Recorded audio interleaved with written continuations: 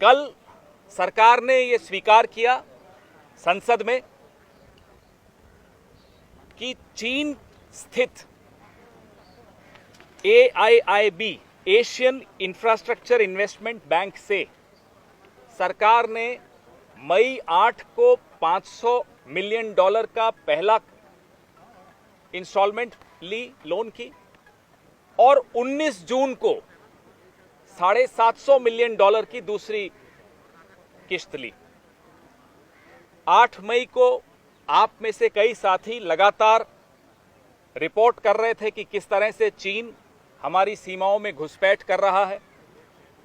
19 जून तक आते आते तो हमारे 20 वीर जवान शहीद भी हो चुके थे। ये वही तारीख है 19 जून जिसको मैं काला दिन कहूंगा हमारे देश के इतिहास में, क्योंकि पहली बार एक प्रधानमंत्री ने देश के साथ झूठ बोला। ये वही तारीख है 19 जून। ना केवल चीन को 19 जून को प्रधानमंत्री ने क्लीन चिट दी, बल्कि 19 जून को चीन स्थित बीजिंग स्थित एशियन इंफ्रास्ट्रक्चर इन्वेस्टमेंट बैंक से पैसे भी लिए।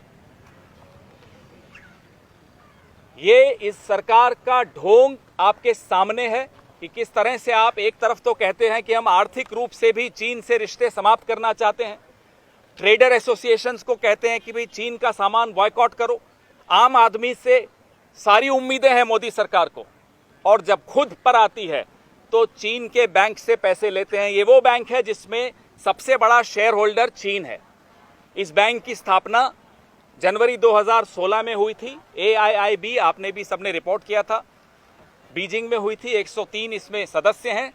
26.6% वोटिंग शेयर सबसे ज्यादा चीन का है।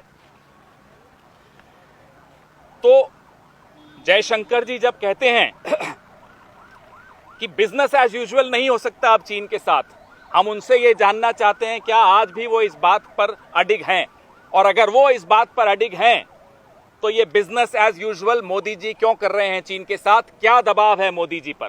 क्या यही दबाव है जिसके चलते आपने चीन को क्लीन चिट दिया 19 जून को? क्या यही दबाव है जिसके चलते आप चीन के बैंक से पैसे लिए जा रहे हो? क्या यही दबाव है जिसकी वजह से आप PM केयर्स में चीन की कंपनियों से पैसा लेते हैं हो और उजागर भी करना पसंद नहीं करते?